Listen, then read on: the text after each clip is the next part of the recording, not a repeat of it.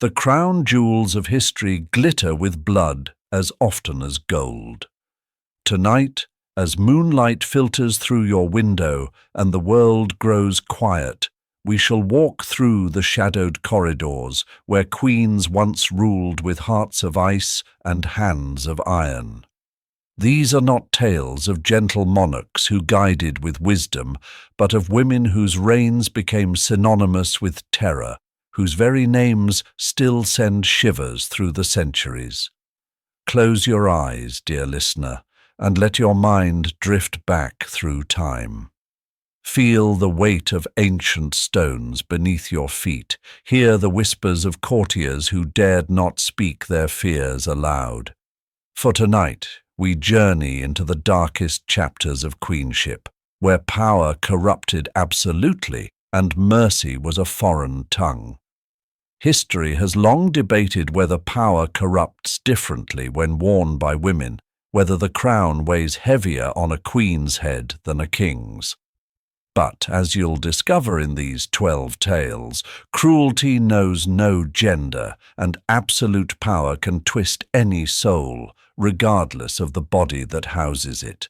These queens didn't merely rule, they terrorized, they slaughtered, they betrayed. Some were driven by paranoia, others by religious fervor, and still others by pure, calculating ambition. So settle into your pillows, let the day's worries fade like mist, and prepare to meet the queens who turned their thrones into instruments of horror.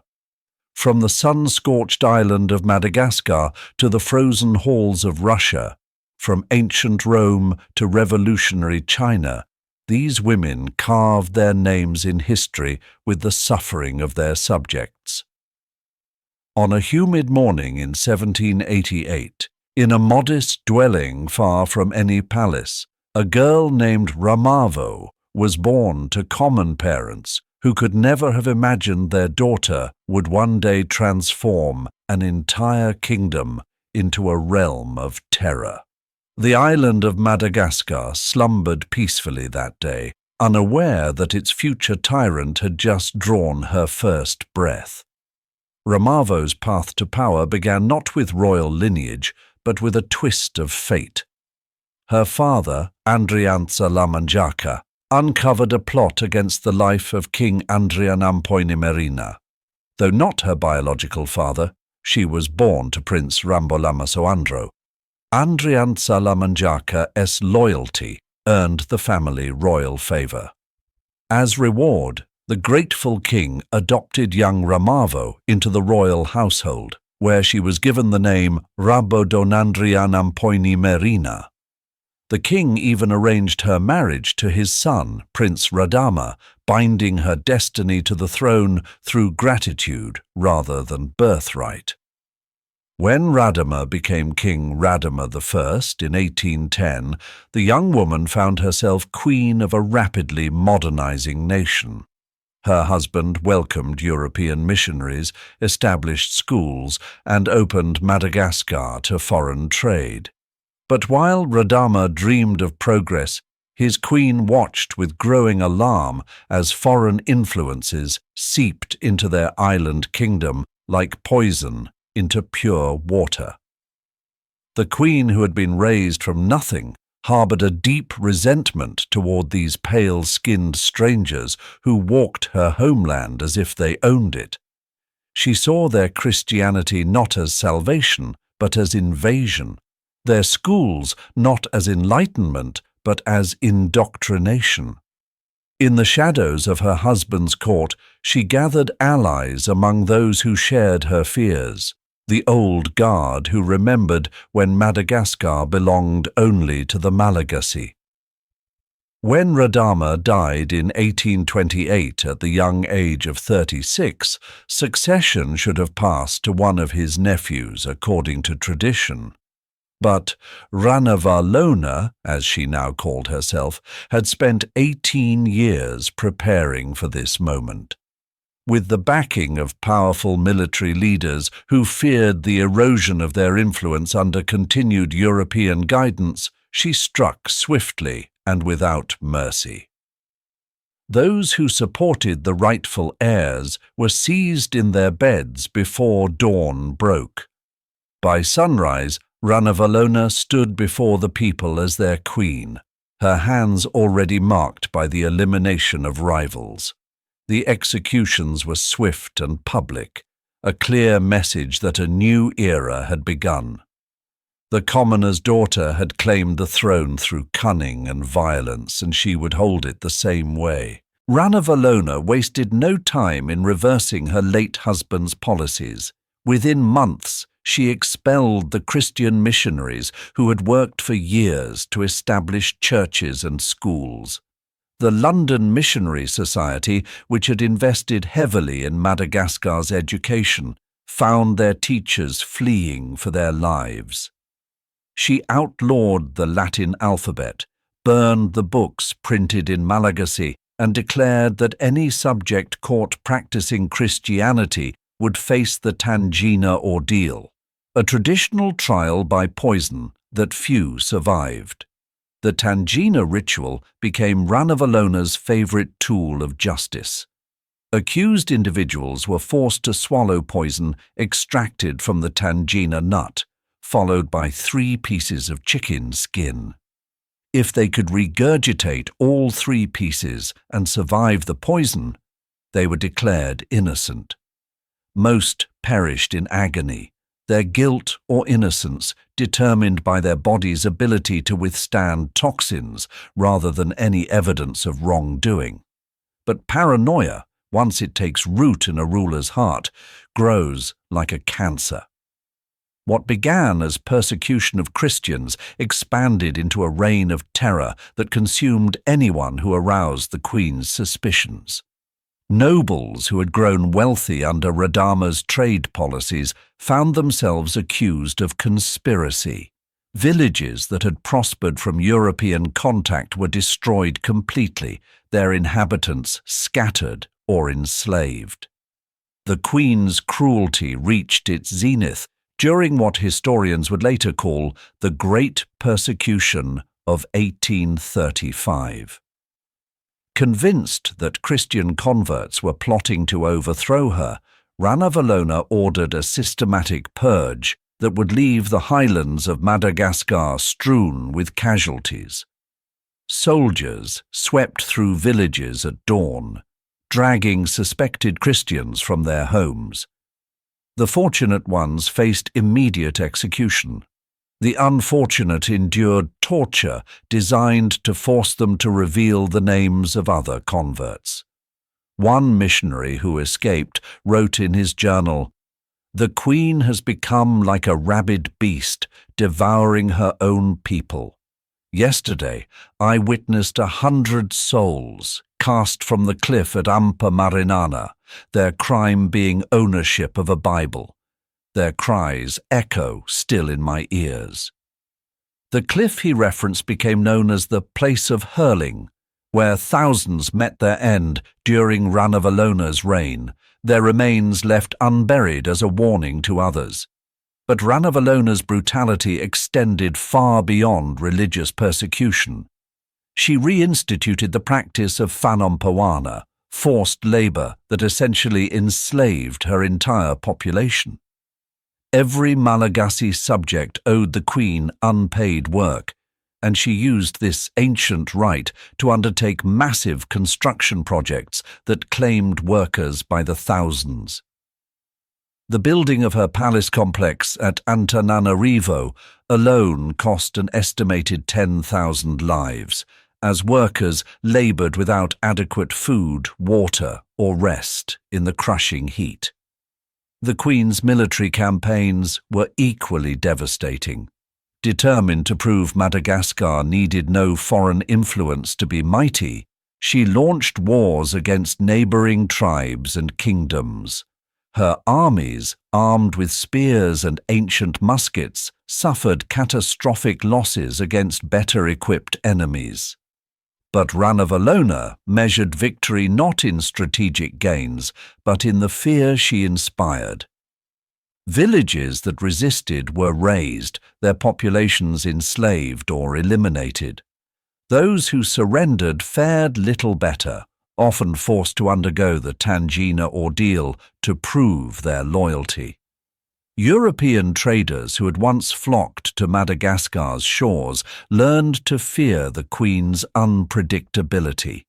In 1845, when French and British naval forces attempted to force her to honor previous trade agreements, Ranavalona's response was swift and merciless. She ordered all Europeans in the capital rounded up and marched to the coast under armed guard. Many perished on the forced march, and those who survived were unceremoniously expelled. When the European ships bombarded the coastal fort of Tamatave in retaliation, Ranavalona used it as evidence of foreign treachery, further justifying her xenophobic policies. The Queen's own family was not immune to her paranoia. She had her own son, Prince Rakoto, watched constantly, fearing he had been contaminated by European ideas during his education. When she discovered he had been secretly meeting with French traders, she subjected his tutors to the Tangina ordeal. All perished, their guilt predetermined in the Queen's mind. The prince himself was spared only because she needed an heir, but he lived as a virtual prisoner in his own palace. As the years passed, Ranavalona's grip on reality seemed to loosen. She became convinced that she was the incarnation of the ancestors' will, that every death she ordered was divinely mandated. Palace servants reported that she would wake screaming in the night, claiming to see the spirits of those she had condemned. But rather than softening her heart, these visions only drove her to greater extremes. She declared that the spirits demanded more proof of Madagascar's rejection of foreign influence, more demonstrations of her absolute power. In the year 624, in the Tang dynasty's Jingzhou province, a merchant's daughter named Wu Zhao entered the world during a lunar eclipse, an omen, the astrologers would later claim, of the darkness she would bring to China's golden age. Her father, Wu Shihuo, had risen from humble origins to modest wealth, but nothing in her unremarkable birth suggested that this infant would one day become China's only female sovereign ruler, leaving behind a legacy of calculated brutality that would shock even a civilization accustomed to imperial ruthlessness. At 14, Wu Zhao's beauty caught the attention of Emperor Taizong's scouts, and she entered the imperial palace as a fifth-grade concubine, essentially a glorified servant who might warm the emperor's bed if fortune smiled upon her. But fortune, as Wu Zhao would learn, was something to be seized, not awaited. While other concubines spent their days in idle gossip and beauty treatments, she devoured books on politics, history, and the art of war. She studied the emperor's advisors, memorizing their weaknesses, their desires, their fears. When Emperor Taizong died in 649, tradition demanded that his concubines be sent to a Buddhist monastery to live out their days in celibate contemplation. Wu Zhao's head was shaved, her beautiful silk robes replaced with rough hemp. For most women, this would have been the end of their story. But Wu Zhao had cultivated a secret weapon during her years in the palace, a forbidden romance with the crown prince who would become Emperor Gaozong.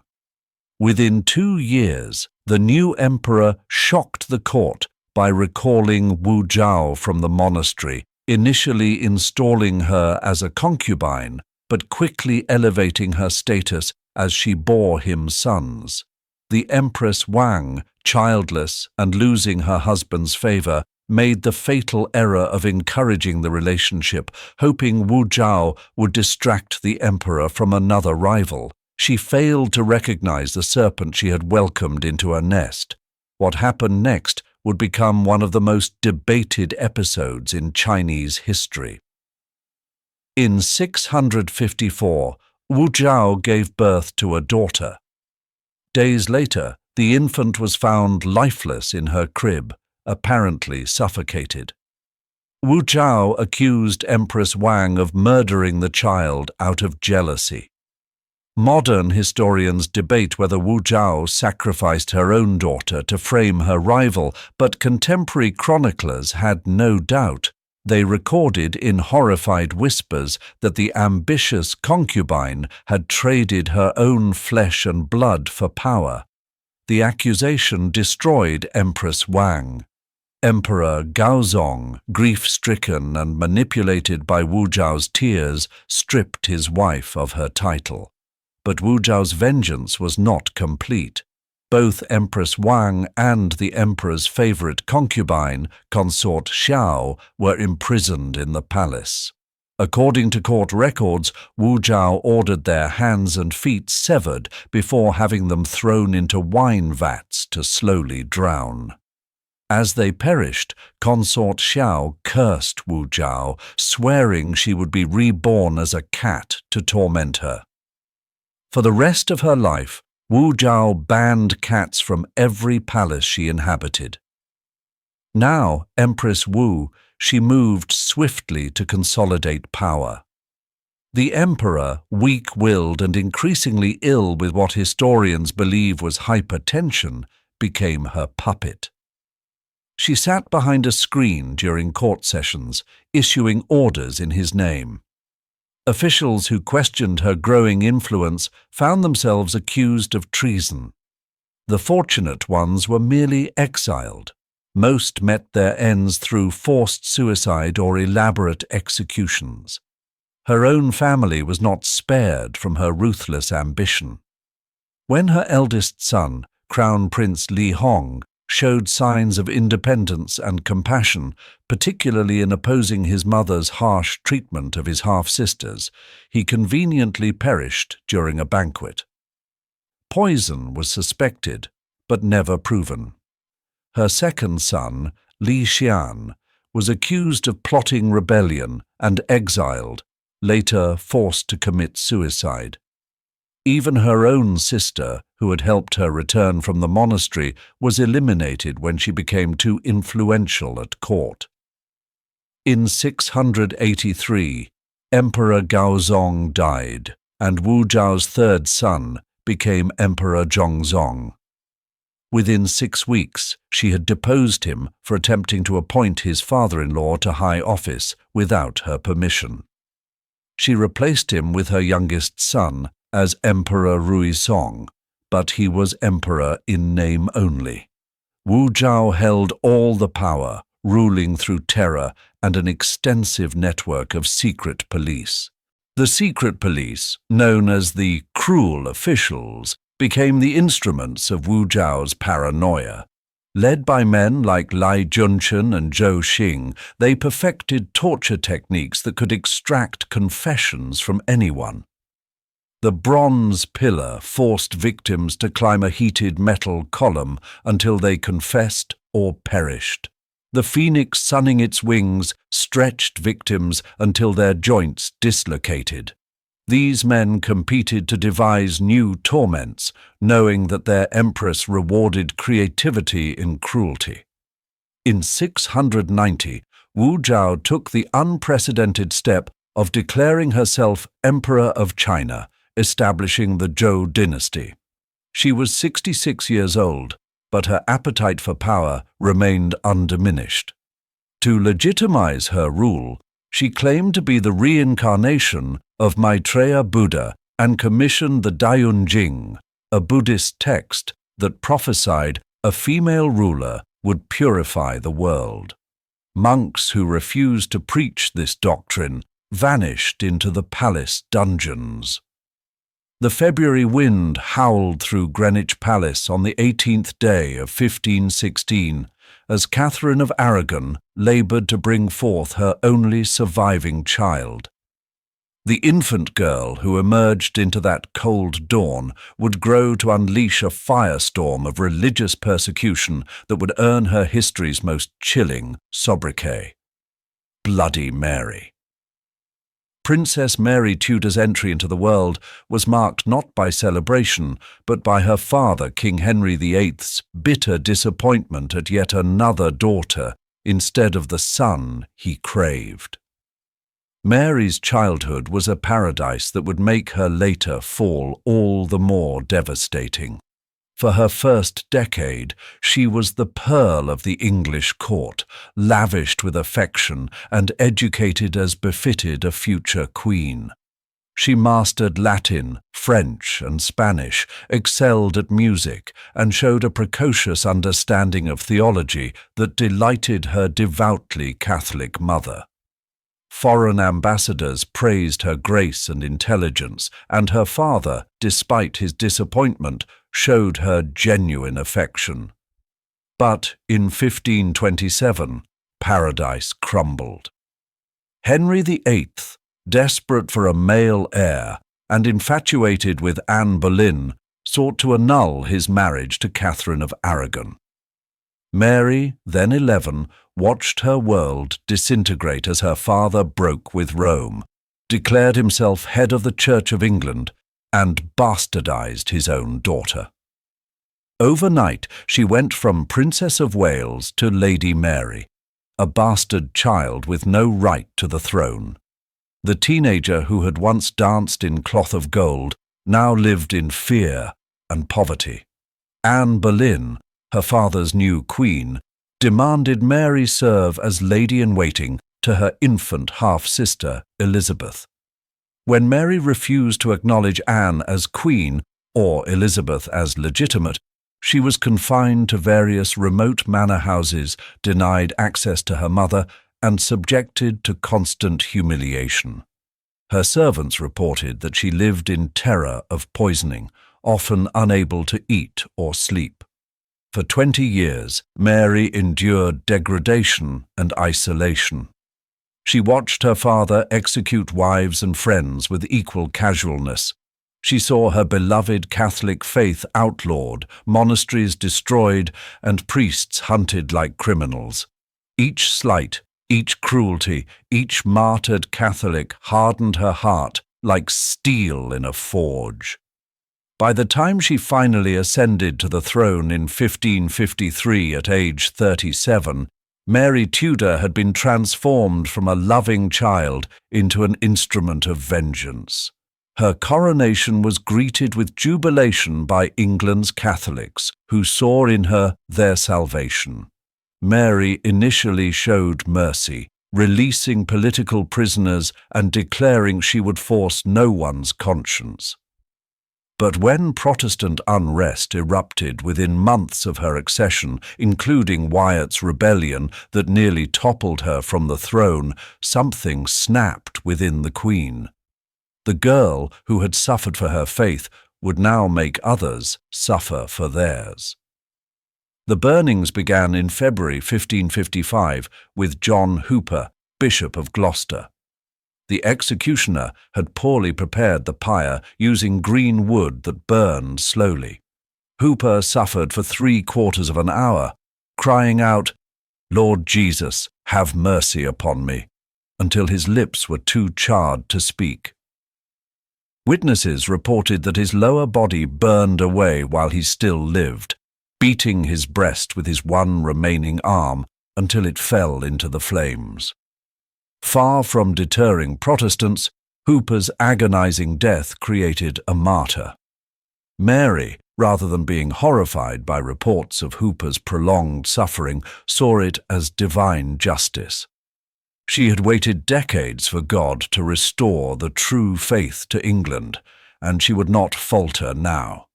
Her Spanish husband, Philip II, counseled moderation, warning that excessive persecution would only strengthen Protestant resistance. But Mary had learned from her father that half measures invited rebellion. She would root out heresy with fire, as Scripture commanded. The queen established a systematic process of persecution. Bishops were ordered to examine all suspected heretics in their dioceses. Those who refused to recant were handed over to secular authorities for burning. The church could not shed blood directly, but it could mark souls for destruction. Mary personally reviewed many cases, adding notes in the margins demanding swifter action. When one bishop showed reluctance to burn a pregnant woman, Mary's response was swift. "Let the heretic burn, and the infant with her. Better it perish in body than live to damn its soul." Thomas Cranmer, Archbishop of Canterbury and architect of England's Protestant Reformation, represented Mary's greatest prize. The man who had pronounced her mother's marriage invalid, who had bastardized her, who had transformed England's faith, he would burn most spectacularly of all. Under torture and facing death, Cranmer recanted his Protestant beliefs, signing 6 separate recantations. Mary could have shown mercy, could have imprisoned him for life as a broken symbol of Protestant defeat.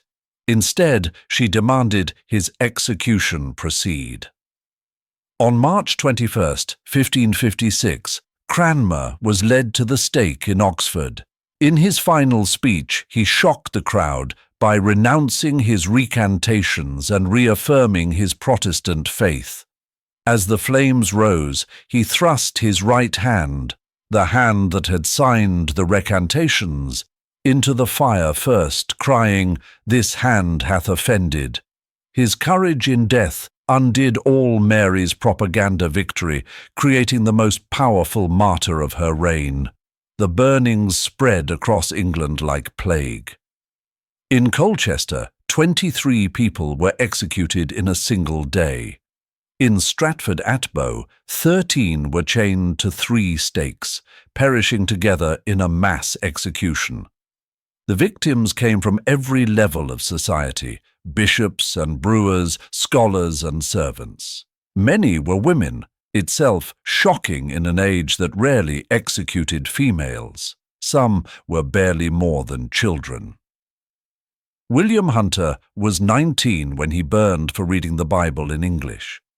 Mary's advisers began to warn her that the persecution was backfiring.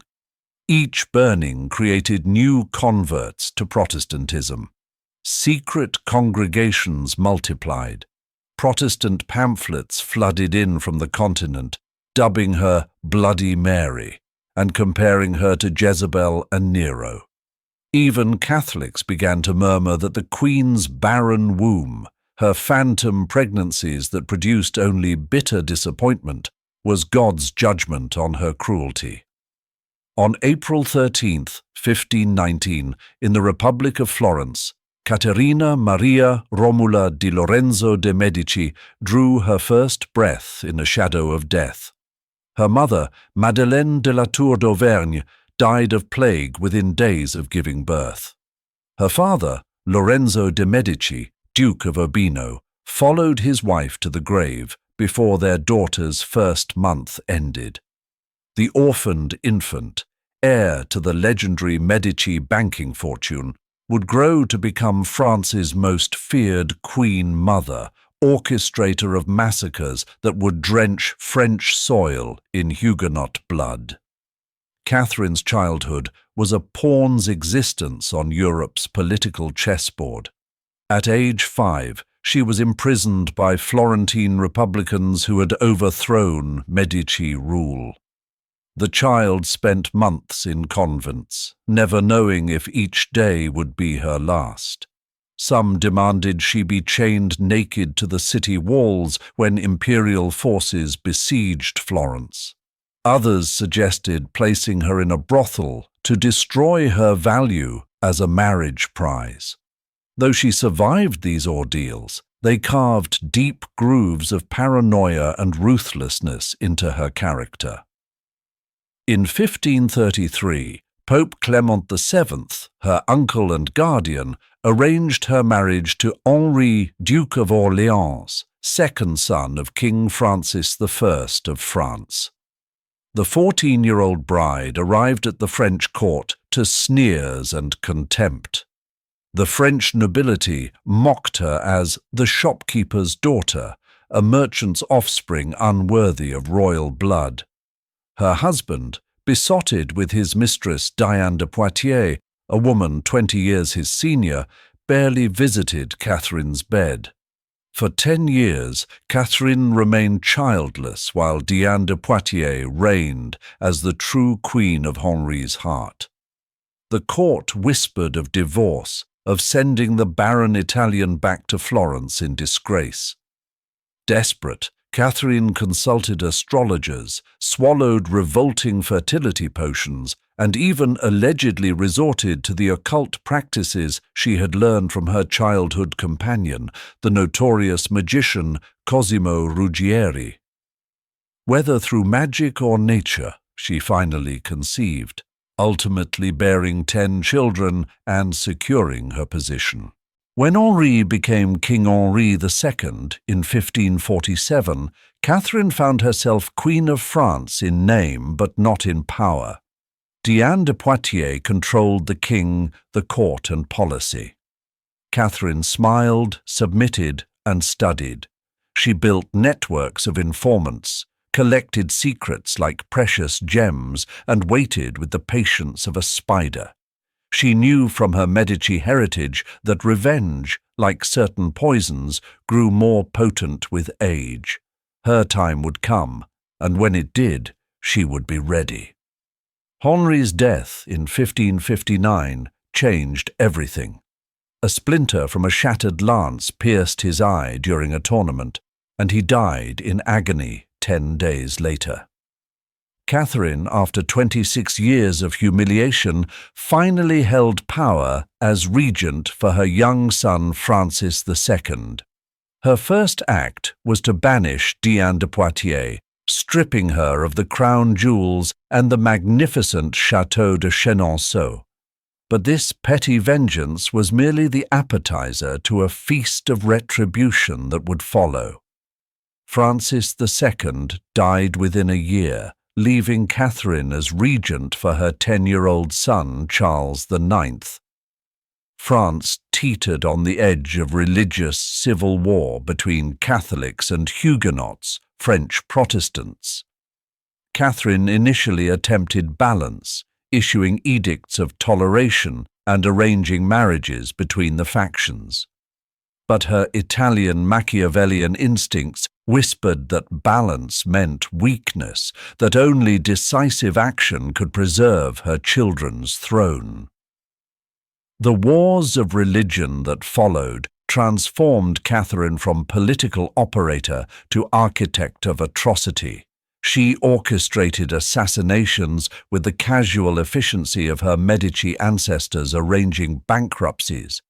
When negotiation failed, she turned to her flying squadron, beautiful female spies who seduced secrets from both Catholic and Protestant nobles. Their intelligence fed Catherine's growing conviction that the Huguenots planned to overthrow her son.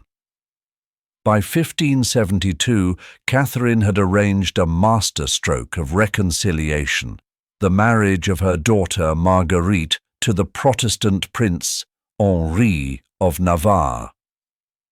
Leading Huguenots flooded into Paris for the celebration, believing the wars had finally ended. Instead, they had walked into Catherine's carefully baited trap. The Queen Mother had decided that peace required the elimination of the Protestant leadership in one decisive stroke. On August 22nd, an assassination attempt on Admiral Coligny, the Huguenot leader, failed to kill him. Catherine, realizing that a wounded Coligny was more dangerous than a dead one, made a fateful decision. In the early hours of August 24th, St. Bartholomew's Day, she convinced her weak-willed son, Charles IX, to authorize a general massacre. "Kill them all," she reportedly whispered, "so that none remain to reproach me." The St. Bartholomew's Day massacre began with the murder of Coligny, thrown from his window and beheaded in the street. Church bells rang the signal for slaughter. Catholic mobs marked with white crosses fell upon their Protestant neighbours with demonic fury. The Seine ran red with Protestant blood as bodies were hurled from bridges. Children were snatched from their mothers' arms and dashed against walls. Pregnant women were cut open, their unborn babies speared on pikes. The killings spread from Paris across France like wildfire. In Lyon, in Orléans, in Rouen, the massacre continued for weeks. Conservative estimates place the death toll at 3,000 in Paris alone, with perhaps 10,000 more in the provinces. Pope Gregory XIII struck a medal celebrating the slaughter, while Philip II of Spain laughed aloud when told the news. One of only 3 times in his life he was recorded showing joy. In the darkness of 6th century Gaul, where the remnants of Roman civilization crumbled beneath Frankish steel, a serving girl named Fredegund first appears in history's crimson pages around 545 CE. Born into slavery, in a world where life was brutal and short, she would claw her way to queenship through a path littered with the fallen, becoming one of the most ruthless rulers of the Merovingian age. Unlike queens born to purple, Fredegund would seize her crown with hands that never forgot the feel of servitude or the necessity of murder. The Frankish court where Fredegund served was a snake pit of violence and lust. King Chilperic I of Neustria had married Galswinthe, a Visigothic princess, for her substantial dowry, but his eye soon fell upon the beautiful slave who served in his household. Fredegund possessed more than beauty. She radiated an ambitious intelligence that recognized opportunity in the king's wandering gaze.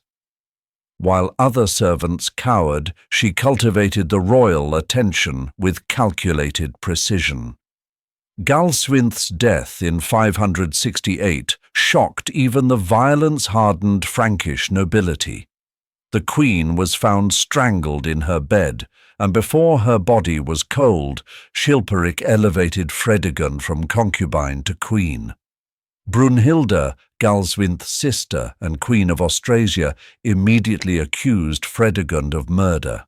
The accusation would spark a feud between the two queens that would drench Gaul in bloodshed for 40 years.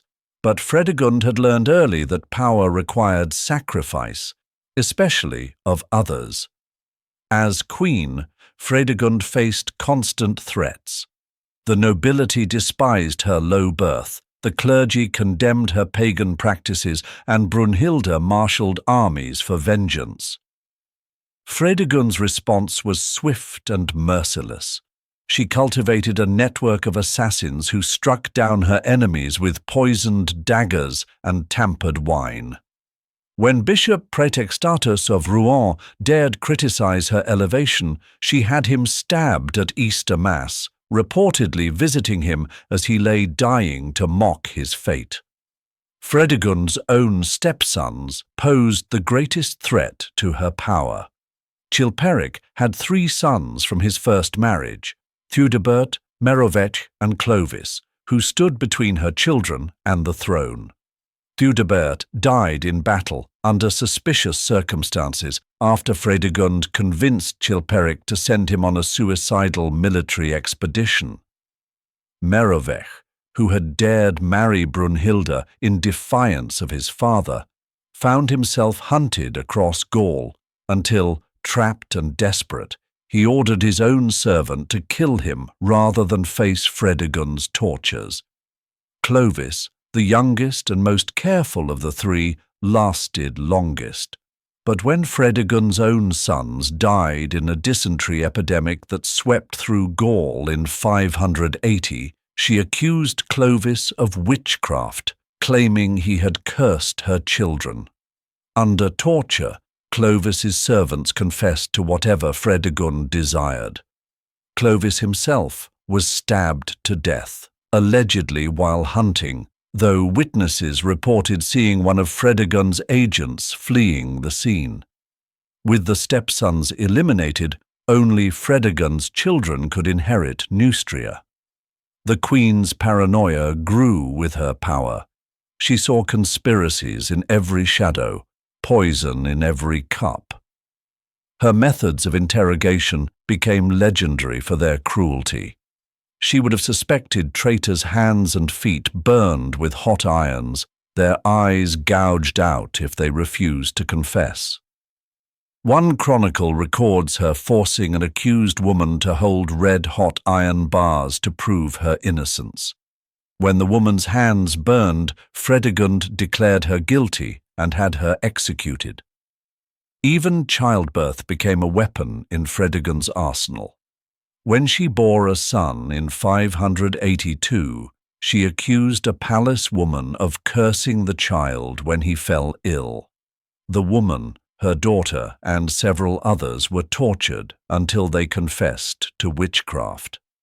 Fredegund personally supervised their execution, insisting they be burned slowly so their screams would warn others. The child recovered, suggesting illness rather than sorcery, but Fredegund never acknowledged error. Dead witnesses tell no tales. King Chilperic himself eventually fell to assassination in 584, stabbed while returning from hunting. Many suspected Fredegund had grown tired of sharing power, though she performed elaborate grief rituals and executed several scapegoats for the crime. As regent for her infant son, Clothar II, she finally held unlimited power. Her first acts included purging the treasury officials who might question her pillaging of royal funds and eliminating nobles who had shown insufficient enthusiasm for her regency. The war with Brunhilde intensified as both queens ruled through their sons. Fredegund proved the more ruthless general, personally leading armies when necessary. At the Battle of Droisi in 593, she disguised her troops with leafy branches, ambushing Brunhilde's forces at dawn. The slaughter was complete. Fredegund had ordered no prisoners taken. She collected the heads of enemy nobles as trophies, displaying them on the walls of Soissons. Fredegund's death in 597 came quietly in her bed, a peaceful end that seemed to mock the violence of her life. She had risen from slavery to queenship, murdered her way to power, and died unrepentant. Her son, Clothar II, would eventually capture and execute Brunhilde in 613, fulfilling his mother's vendetta from beyond the grave. The former slave had founded a dynasty through bloodshed, proving that in the brutal world of the Merovingians, murder was merely another tool of statecraft. The purple chambers of the Byzantine palace echoed with screams on a hot August morning in 797 CE as Empress Irene of Athens ordered the completion of history's most unnatural crime. Her son, Constantine VI, struggling against the soldiers who held him, shrieked for mercy that would not come. The imperial physicians, trembling but obedient, pressed red-hot bronze needles into the young emperor's eyes, following their mother's specific instructions to blind him so thoroughly that death would likely follow. Irene waited in an adjoining chamber, listening to her only child's agony with the satisfaction of a chess player claiming the king. Born around 752 in Athens to a noble Greek family, Irene had been selected as a bride for Leo precisely because she seemed harmless, beautiful, pious, and from a family with no political ambitions. The iconoclast emperors who had banned religious images throughout Byzantium believed this Orthodox girl would be too weak to challenge their policies. They failed to recognize the steel beneath the silk, the calculating mind behind the demure smiles. When Leo IV died in 780, allegedly from a fever contracted after wearing a sacred crown, Irene became regent for their 9-year-old son, Constantine VI. The army and court expected a brief, weak regency until the boy came of age. Instead, they discovered a ruler who wielded power like a Byzantine blade, beautiful, intricate, and deadly. Irene immediately began placing her supporters in key positions, buying loyalty with gold from the imperial treasury and promises of restored icon worship. The iconoclast controversy gave Irene her weapon against opposition. By championing icon veneration, she gained the fervent support of monks, common people, and the powerful Patriarch of Constantinople. When military leaders protested her policies, she accused them of heresy.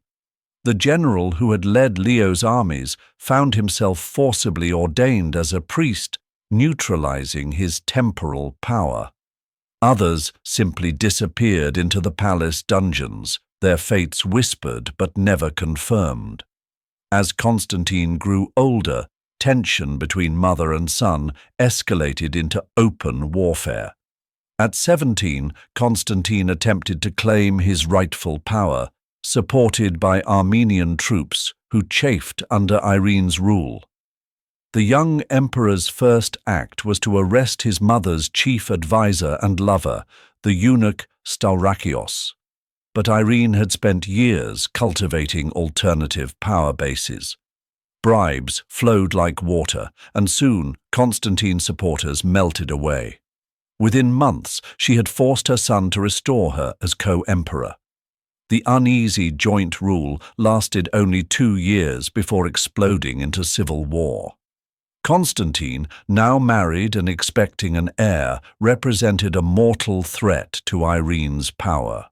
She spread rumors about his military failures, his divorce and remarriage, his supposed sympathy for iconoclasts. When he led an expedition against the Bulgars that ended in devastating defeat, Irene's agents blamed his impiety. Soldiers began deserting him for his mother, who promised better pay and the favor of God. The final break came when Constantine discovered his mother had been negotiating with Charlemagne about a potential marriage alliance that would effectively eliminate him from succession. Enraged, he ordered her arrest, but Irene's spy network warned her in time. She fled to a convent, playing the wronged mother, while her agents worked to undermine Constantine's remaining support. Gold, threats, and promises of position slowly eroded his power base until even his palace guards wavered in their loyalty. On June 15, 797, while Constantine traveled to the suburban palace of St. Mamas, Irene struck. Her agents within his entourage overpowered his loyal guards and dragged him back to Constantinople. For weeks, she kept him imprisoned while deciding his fate. Execution would make him a martyr. Exile might allow him to return. Byzantine tradition offered another solution: blinding, which rendered the victim ineligible for the throne while keeping them alive as a broken reminder of the ruler's power. Irene chose the cruelest option. On August 19th, in the very purple chamber where Constantine had been born 27 years earlier, her servants carried out the blinding. Historical accounts differ on whether he died immediately from the trauma or lingered for days in agony. What is certain is that Irene showed no maternal grief. She proclaimed herself emperor, not empress, of Byzantium, the first woman to rule the Roman Empire in her own right. Her 5-year reign proved that cruelty toward family did not translate into effective governance. She lavished gold on monasteries and reduced taxes to buy popularity, emptying the treasury. Her proposal to marry Charlemagne and reunite the Eastern and Western empires horrified the Byzantine court. When she appeared in public wearing the masculine imperial regalia, traditionalists saw an abomination of natural order. The finance minister Nikephoros, whom Irene had trusted with restoring the economy, orchestrated her downfall in 802. The palace coup succeeded bloodlessly. Even her bought supporters wouldn't fight for a mother who could blind her own son. Exiled to Lesbos, Irene spent her final year spinning thread like a common woman, dying in 803. Historians debate whether she was murdered or simply succumbed to despair, but her legacy was already sealed. The Orthodox Church, grateful for her restoration of icons, eventually canonized Irene as a saint. This sacrilegious irony, a woman who committed the ultimate sin against nature wearing a halo, perfectly captures the Byzantine Empire's moral contradictions. In her quest for absolute power, Irene had violated the most fundamental human bond. She proved that maternal instinct, that most basic of human emotions, could be extinguished by sufficient ambition. Byzantine chroniclers, usually restrained in their judgments, competed to condemn her. Theophanes wrote that the sun darkened for 17 days after Constantine's blinding, that everyone acknowledged that this happened because of the wicked deed done to the emperor. Even in an empire famous for palace coups and family murders, Irene's crime stood apart. She had not merely killed for power, she had perverted the sacred role of motherhood itself. Later, Byzantine empresses, some equally ruthless, avoided Irene's extremes. Her name became a cautionary tale whispered to young princes. Beware even your mother's embrace, for power corrupts all natural bonds. The purple chambers where Constantine was blinded were sealed and abandoned, as if the very stones had absorbed the horror of that August morning. In Byzantine court ceremonial, elaborate procedures ensured no woman could ever again rule as emperor in her own right. As our journey through these blood-stained reigns continues, remember that each crown hides a human soul twisted by the weight of absolute power. These queens began as daughters, wives, mothers, roles that society deemed naturally gentle and nurturing. Yet given the opportunity to rule without restraint, they proved that cruelty knows no gender, that the throne's corruption spares neither king nor queen. Rest now, dear listener, but know that more dark tales await, more warnings from history's shadowed halls where ambition wore a woman's face and mercy found no home. In the frost-bitter December of 1295, a princess was born in Paris who would earn history's most savage epithet, the she-wolf of France. This name, spat by her enemies who saw her as a predator devouring England's rightful king, would follow Isabella through centuries.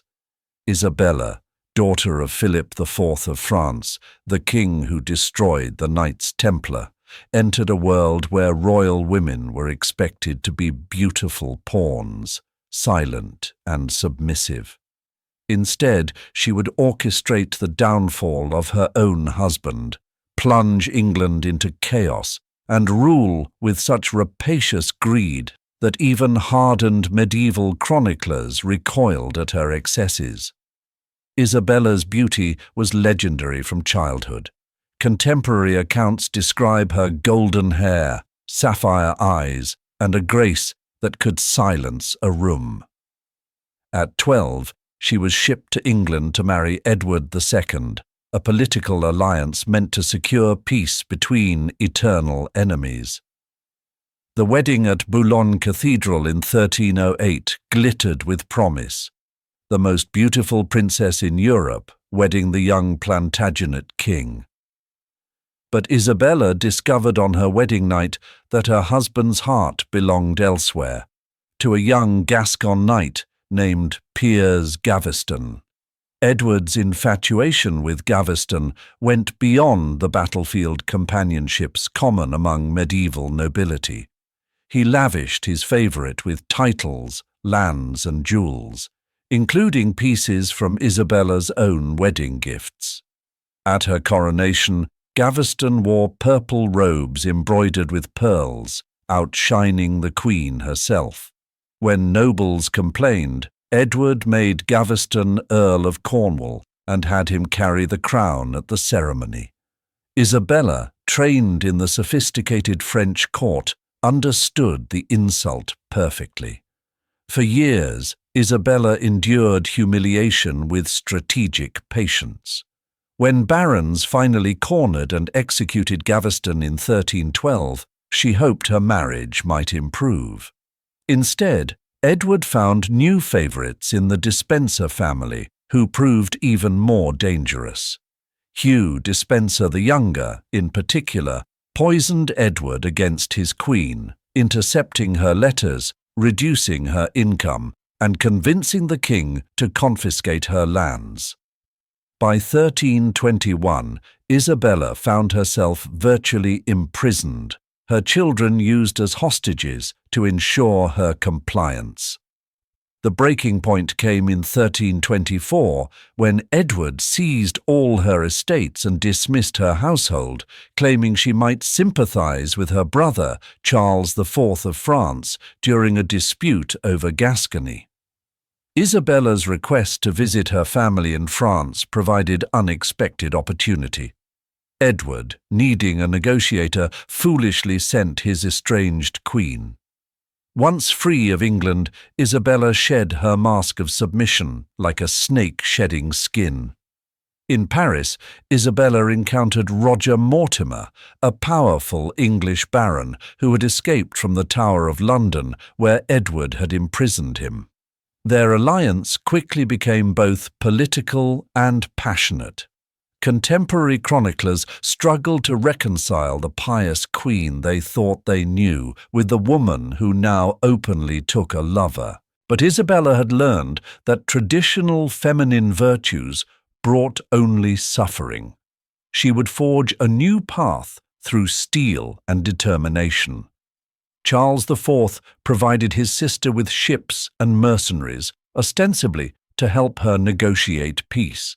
Instead, Isabella and Mortimer invaded England in September 1326 with a force of only 1,500 men. Her propaganda campaign preceded her. She claimed to come not as a conqueror, but as a liberator, seeking only to free England from the Despencer's tyranny. Lords who had suffered under Edward's misrule flocked to her banner. Within weeks, her small force had become an army. Edward's support evaporated like morning dew. He fled London with the Despensers, abandoning the capital to celebrating crowds who welcomed Isabella as a saviour. The Queen's true nature emerged in victory. Hugh Despencer the Elder was immediately hanged, his body fed to dogs. His son received special attention, dragged through the streets, hanged until nearly dead, then disemboweled and castrated while still conscious, his genitals thrown into a fire before his eyes. Isabella watched the entire spectacle, unmoved by his screams. The capture of Edward himself presented a delicate problem. Killing an anointed king invited divine retribution and political backlash. Isabella orchestrated a more elegant solution. Parliament, guided by her supporters, declared Edward incompetent and forced his abdication in favour of his teenage son, Edward III, with Isabella as regent. the deposed king was moved between castles, each more remote than the last, while rumors spread of rescue attempts that justified increasingly harsh confinement.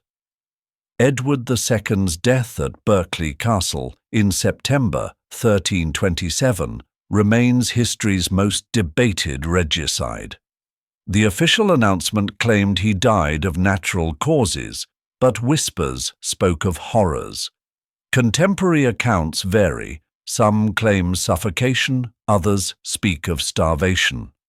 The most persistent account, likely propaganda, claims an unspeakable method involving internal burning that left no external marks.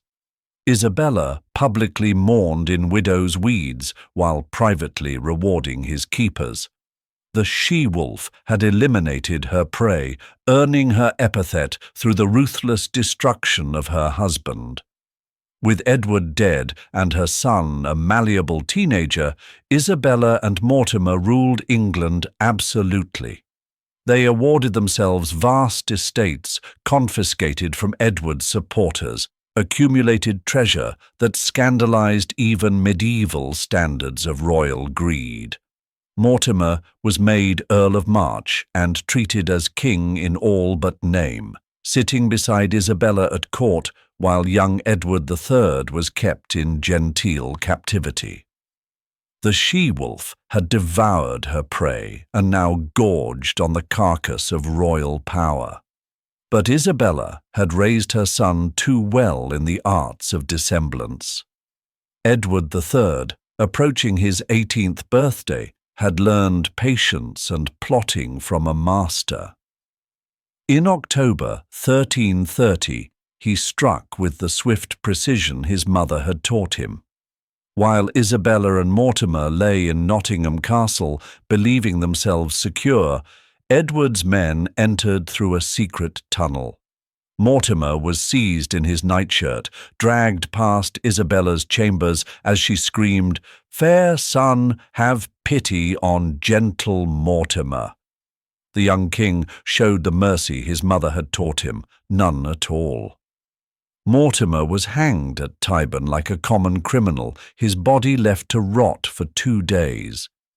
Isabella, protected by her royal blood and status as the king's mother, escaped execution but lost everything else. Edward confined her to Castle Rising in Norfolk with a comfortable income, but no power, no influence, no hope of escape. She would live another 28 years in gilded imprisonment, watching from afar as her son became one of England's greatest kings. Contemporary chroniclers competed to vilify Isabella, calling her a Jezebel, a virago, an unnatural woman who violated every feminine virtue. Yet her story reveals the impossible position of medieval queens, expected to be powerful enough to produce heirs and manage estates, yet submissive enough to accept humiliation and abuse.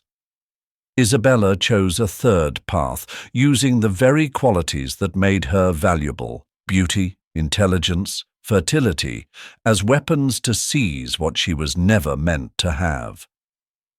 Behind yellow silk curtains in Beijing's Forbidden City, a young concubine named Yehe Nara gave birth to a son on April 27, 1856. This single event would transform her from one of dozens of imperial women into the most powerful ruler China had seen in centuries. The woman history would know as Empress Dowager Cixi would cling to power for nearly 5 decades, leaving behind a complex legacy of modernization attempts and ruthless suppression. Her reign would coincide with China's most catastrophic period, as Western powers carved up the Middle Kingdom like wolves dividing prey. Born in 1835 to a minor Manchu family, the girl who would become Cixi entered the Forbidden City at 16 as a low-ranking concubine to Emperor Xianfeng. The imperial selection process chose her for beauty and breeding potential, not for the razor-sharp intelligence that would eventually terrify courtiers. Among dozens of concubines competing for the emperor's attention, she distinguished herself through careful study of his interests, particularly Chinese opera and calligraphy.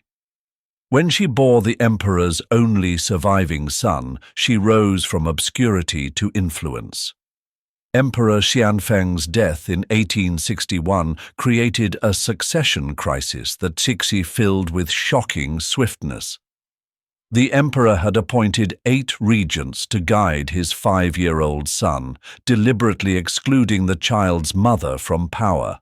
But Cixi, allying with the emperor's childless primary wife, Empress Dowager Zetian, orchestrated a palace coup that would become her template for seizing control. The regents were arrested, 3 were executed, and the 2 dowagers ruled jointly from behind a curtain, literally as tradition forbade women from directly addressing male officials. The Tongji emperor's minority gave Cixi a taste of absolute power that proved addictive. She discovered a genius for manipulation, playing factions against each other while maintaining an image of maternal devotion. When her son reached maturity and began asserting independence, mysterious illnesses plagued him. He died at 18, officially of smallpox, though whispers spoke of darker causes. Cixi immediately violated succession law by placing her 3-year-old nephew on the throne as the Guangxu emperor, ensuring another long regency. Foreign powers circled China like vultures during Cixi's rule, demanding concessions and territories after the devastating Opium Wars had revealed China's military weakness. Rather than modernize to meet these threats, Cixi diverted funds meant for naval development to rebuild the summer palace, including a marble boat that perfectly symbolized her priorities: beautiful, expensive, and utterly useless for defense. When Japan's modern fleet annihilated China's outdated navy in 1894–95, Cixi blamed her generals rather than her policies. The Guangxu emperor's attempt at reform in 1898 triggered Cixi's most ruthless response. The young emperor, influenced by progressive advisors, issued edicts modernizing education, administration, and military training. Cixi, seeing her power threatened, staged another coup. The emperor was imprisoned on an island in the Forbidden City's lake, his food tested for poison he might use to escape through suicide.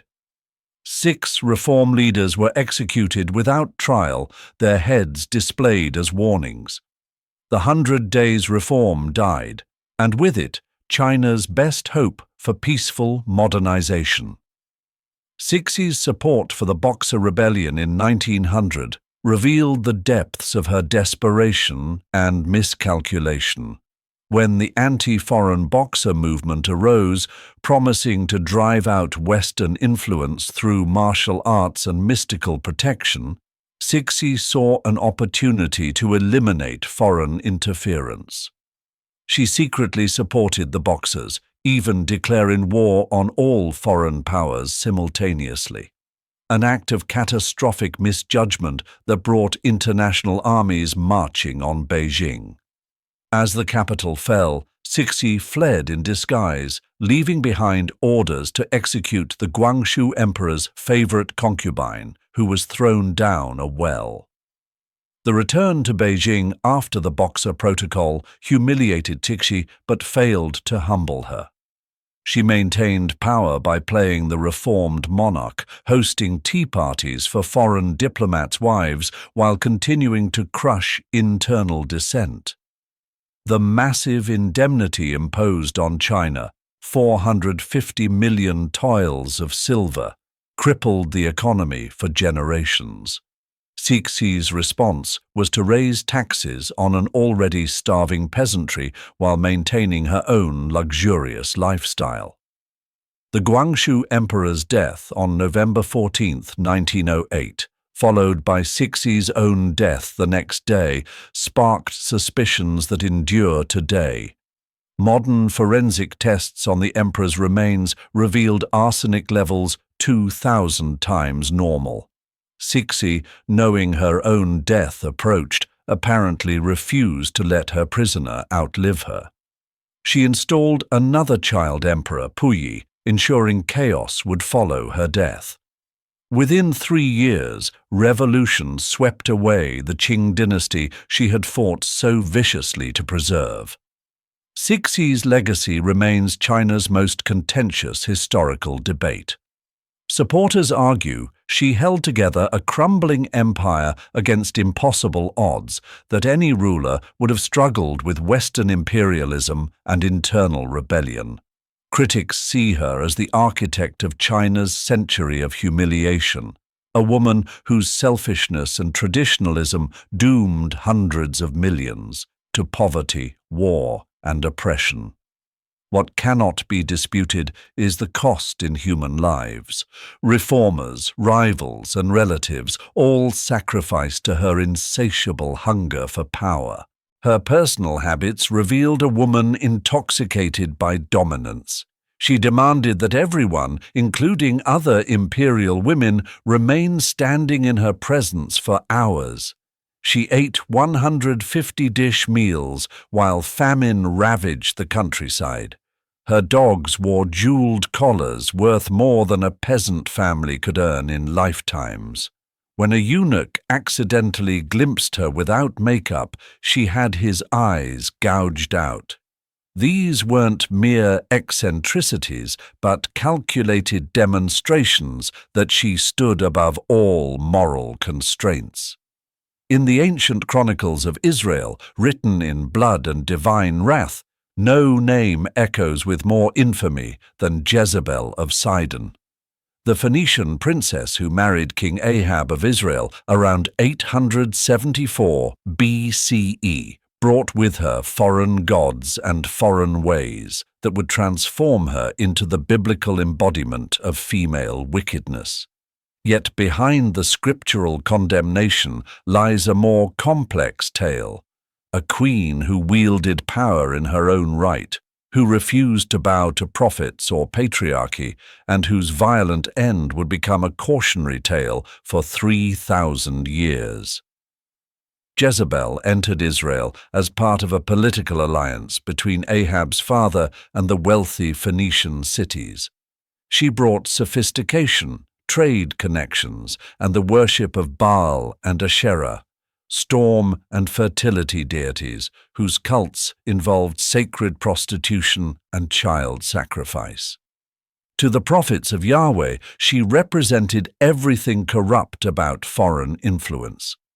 To Jezebel, these Hebrew holy men were backward fanatics standing in the way of progress and prosperity. The conflict exploded into open warfare when Jezebel began systematically eliminating Yahweh's prophets. The biblical account states she hunted them down for execution, forcing survivors to hide in caves where the courtier Obadiah secretly fed them.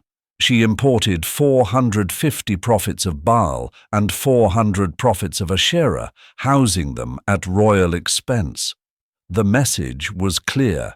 Israel would have new gods, or its old prophets would feed the vultures. Elijah the prophet emerged as Jezebel's greatest antagonist, challenging her priests to a divine duel on Mount Carmel. When fire from heaven consumed Elijah's sacrifice, while Baal remained silent, the prophet ordered the slaughter of Jezebel's 450 priests. Her response revealed the steel beneath the silk.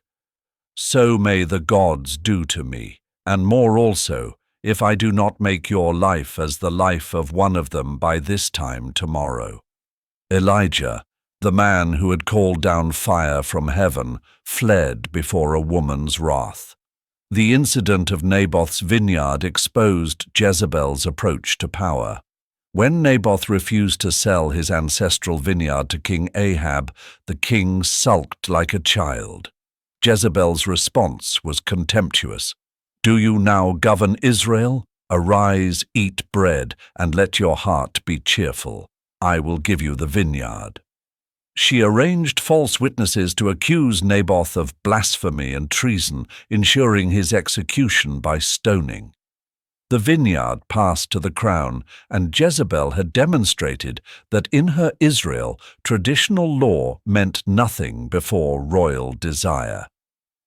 Elijah's confrontation with Ahab in Naboth's stolen vineyard produced one of history's most terrible prophecies.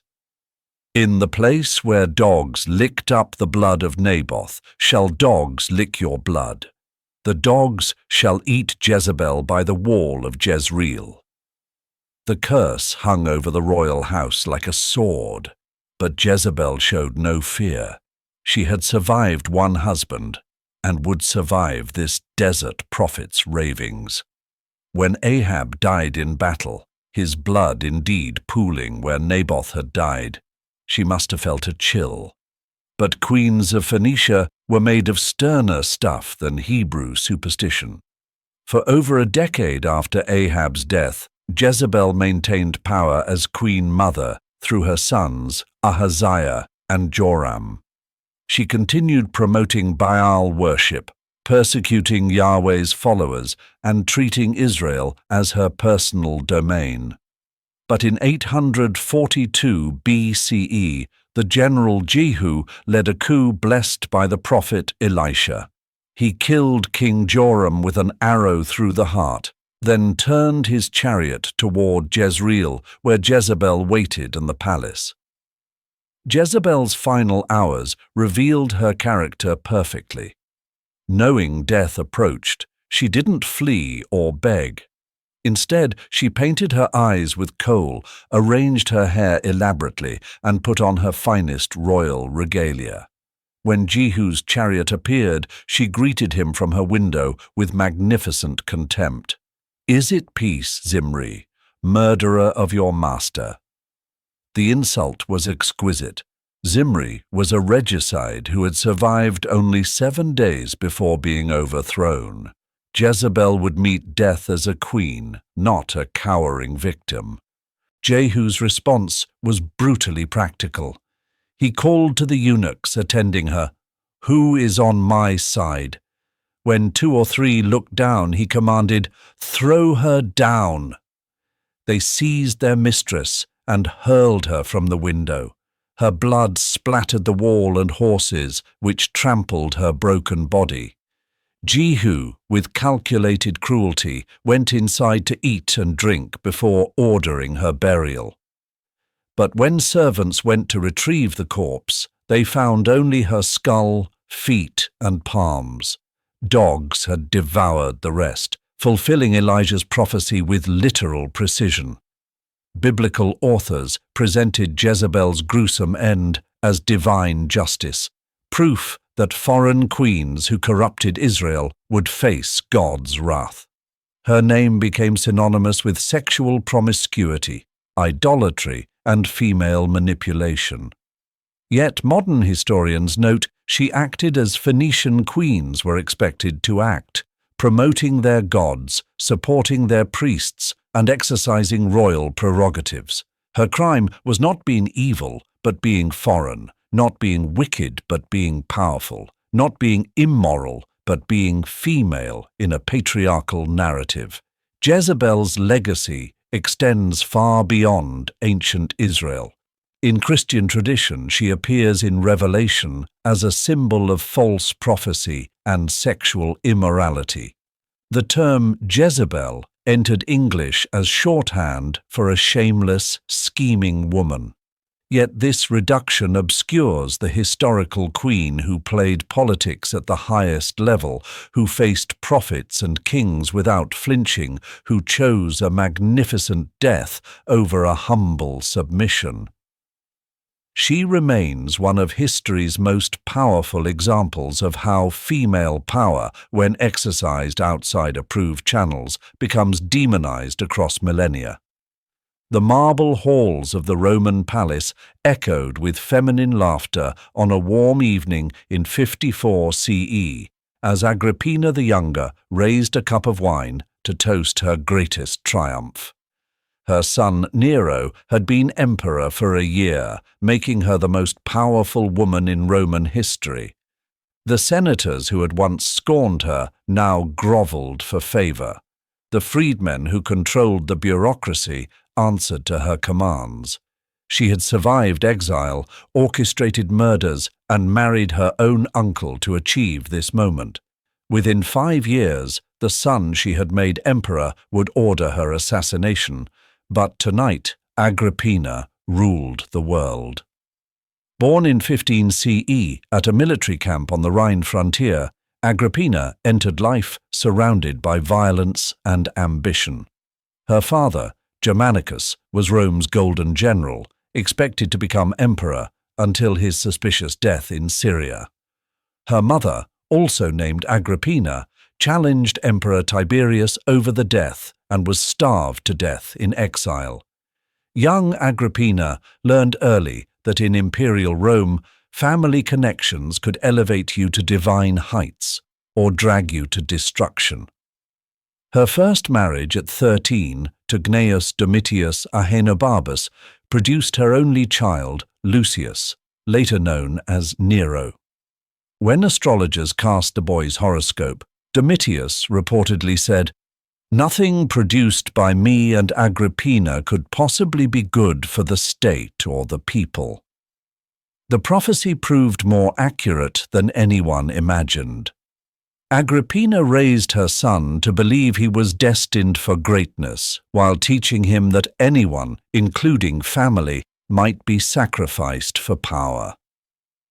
Emperor Caligula's reign brought both opportunity and terror. As her brother, he initially showed favor, granting Agrippina honors and inclusion in sacred oaths. But Caligula's madness made him suspect everyone. In 39 CE, he accused Agrippina and her sisters of conspiracy and adultery, exiling them to the Pontine Islands. Agrippina spent 2 years in harsh conditions, diving for sponges to survive, her soft hands bloodied by rough work. The experience hardened her resolve. She would never be powerless again. Claudius's accession in 41 CE brought Agrippina back from exile, but she returned transformed. No longer the naive princess, she methodically built power networks through strategic liaisons and careful cultivation of freedmen and slaves who really ran the empire. When Claudius's wife, Messalina, was executed for treason in 48 CE, Agrippina saw destiny calling. Despite being Claudius's niece, she orchestrated a marriage that required special senatorial dispensation to overcome incest taboos. As Empress, Agrippina wielded unprecedented power for a Roman woman. She appeared on coins, received foreign embassies, and influenced policy directly rather than through bedroom whispers. She had Claudius adopt Nero, placing him ahead of Britannicus, Claudius's biological son, in succession. When senators or freedmen opposed her, they discovered how dangerous crossing the Empress could be. Accusations of treason multiplied, and the imperial treasury swelled with confiscated estates. Claudius's death in October 54 CE bore Agrippina's fingerprints all over it. The emperor, who had survived decades of palace intrigue, suddenly succumbed after eating mushrooms prepared by his trusted taster, the notorious poisoner Locusta. Agrippina had everything arranged. The Praetorian Guard bribed, the Senate prepared, and Britannicus kept drugged while Nero was proclaimed emperor. She had achieved the impossible, ruling Rome through her teenage son. The first months of Nero's reign became known as Agrippina's Golden Period. She appeared beside him on coins with the inscription Agrippina Augusta, wife of the divine Claudius, mother of Nero Caesar. She attended Senate meetings behind a curtain, issued orders in Nero's name, and treated the empire as her personal achievement. But she had raised her son too well in her own image. Nero had inherited her ambition along with her ruthlessness. The break began over Nero's infatuation with a freedwoman named Acte. Agrippina, horrified at her son's lowering himself with a former slave, berated him publicly. When he persisted, she threatened to support Britannicus's claim to the throne. Nero's response was swift. Britannicus died at a dinner party, poisoned by the same Locusta who had eliminated Claudius. As the boy convulsed and died, Nero casually explained he was epileptic. Agrippina, watching her weapon neutralized, finally understood her son had learned his lessons too well. As Nero grew more independent, Agrippina grew more desperate. She allegedly attempted to seduce her own son to regain influence, appearing before him in revealing clothing and making suggestive advances. Whether true or propaganda, the stories reflected Roman horror at her violation of every maternal boundary in pursuit of power. Nero, influenced by his tutor Seneca and Praetorian prefect Burrus, gradually excluded her from authority. The final break came when Nero fell in love with Poppaea Sabina, who demanded Agrippina's removal. Multiple assassination attempts failed. Poison didn't work on a woman who knew every toxic substance, and a collapsing ceiling missed its mark. Finally, Nero arranged an elaborate maritime accident. He presented his mother with a specially constructed boat for a festival at Baiae, its hull designed to collapse at sea. But Agrippina, ever the survivor, swam to shore despite the darkness and her heavy clothing. Realizing subtlety had failed, Nero sent soldiers to her villa. When they arrived, Agrippina knew her time had come. Legend says she bared her stomach to the centurion's sword, crying, "Strike here where I bore Nero." Whether she spoke those words or not, the soldiers hacked her to death, cremating her body that same night. Nero initially felt relief, then growing paranoia as he claimed her ghost haunted him. He hired Persian magi to exorcise her spirit, but Agrippina's shade would not be banished so easily. Within 14 years, Nero was dead by his own hand in 68 CE, the Julio-Claudian dynasty extinct. Agrippina's prophecy had fulfilled itself. She had created a monster who destroyed everything he touched, including his creator. Roman historians competed to vilify her as the worst kind of woman, one who used her sexuality and maternity as weapons, who violated natural law in pursuit of power. Yet she had navigated a system that gave women no legitimate authority, using the only tools available: manipulation, murder, and her relationship to powerful men. In the dusty town of Jiang Qing, Shandong province, a child named Li Shumeng was born in 1914 to a troubled household that would shape her into one of history's most destructive women. Her father's violence and her mother's profession as a concubine taught her early that power meant survival and performance meant power. The girl who would become Jiang Qing, architect of China's Cultural Revolution and member of the infamous Gang of Four, learned to wear masks before she learned to read. Fleeing an abusive home, Li Shumeng reinvented herself as the actress Lan Ping in Shanghai's film world of the 1930s. She possessed modest talent but extraordinary ambition, cycling through marriages and affairs with influential men. When Japanese invasion drove her to the communist stronghold of Yan'an in 1938, she set her sights on the ultimate prize: Mao Zedong, leader of the Communist Revolution. Mao, already married to his third wife, Zetian, was captivated by the young actress who could discuss literature and revolution with equal passion. Party leaders opposed the match, forcing Jiang Qing to sign a humiliating agreement that she would stay out of politics for 30 years. She married Mao, but spent decades in his shadow, her resentment fermenting like wine turning to vinegar. When Mao launched the Cultural Revolution in 1966, Jiang Qing finally had her stage. As head of the Cultural Revolution Group, she orchestrated the destruction of traditional Chinese culture with the zeal of a spurned actress destroying her critics. She banned traditional opera, burned ancient texts, and created 8 model operas that were the only approved entertainment for 1 billion people. Artists, writers, and intellectuals who had once dismissed her as Mao's untalented wife now faced her revenge. Her Red Guards, teenage fanatics whipped into frenzy by her speeches, tortured and killed hundreds of thousands. Teachers were beaten to death by their students for teaching bourgeois knowledge. Musicians had their fingers broken for playing Western compositions. Writers were forced to burn their own books before being sent to labor camps.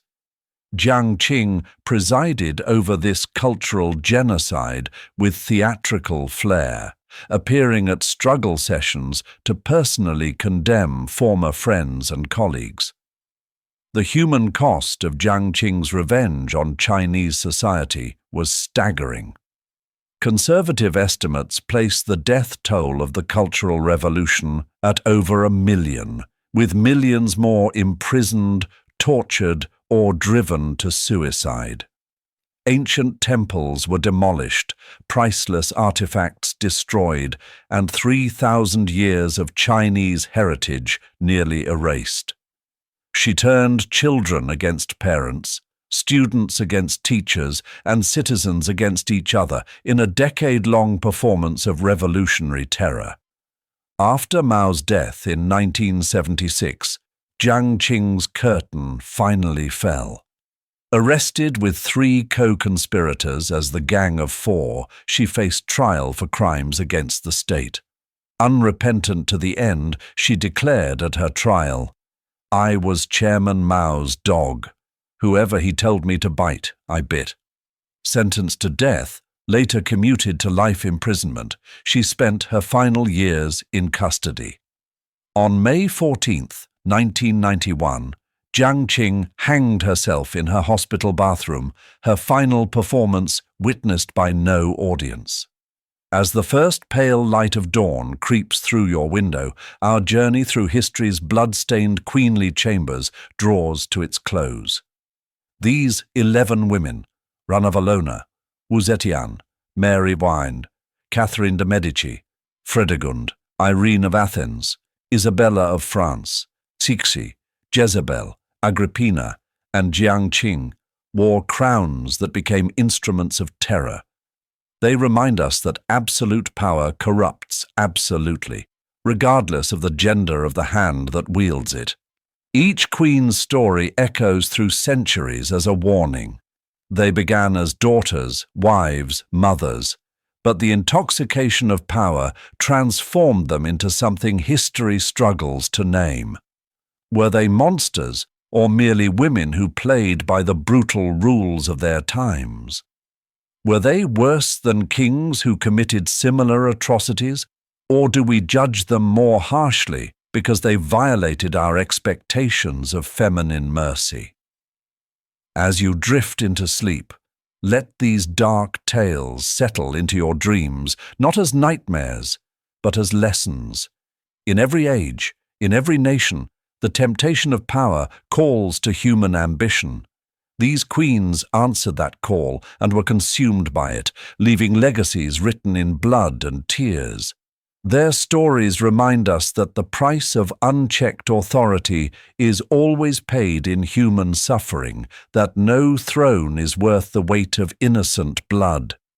Sleep now, dear listener, and may your dreams be free from the shadows of these crown-wearing wolves.